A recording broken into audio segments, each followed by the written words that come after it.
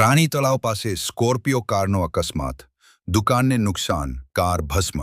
નમસ્કાર, તમે જોઈ રહ્યા છો એટ ધીસ ટાઈમ ન્યૂઝ, સાથે હું રિપોર્ટર નવાજ ખાન આર પઠાણ.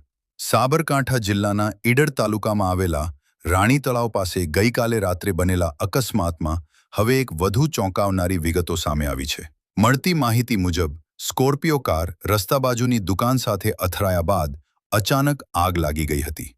આગ એટલી ભયંકર હતી કે આખી કાર સંપૂર્ણપણે બળીને રાખ થઈ ગઈ હતી. આ બનાવની જોજાણ થતાં તરત જ ફાયર બ્રિગેડની ટીમ ઘટના સ્થળે પહોંચી ગઈ હતી અને ભારે મહેનત બાદ આગ પર કાબૂ મેળવ્યો હતો. દુકાનને પણ આ ઘટનામાં ભારે નુકસાન પહોંચ્યું છે. સદભાગ્યે અત્યાર સુધી કોઈ જાનહાનિની માહિતી સામે આવી નથી, પરંતુ ઘટનાએ સ્થાનિકોમાં ભયનો માહોલ ઊભો કર્યો છે. અકસ્માતનું ચોક્કસ કારણ હજી જાણી શકાયું નથી. પોલીસ અને ફાયર વિભાગ દ્વારા હાલ સમગ્ર ઘટનાની તપાસ કરવામાં આવી રહી છે. આવી જ તાજી ખબર માટે જોડાયેલા રહો એટ ધીસ ટાઈમ ન્યૂઝ સાથે.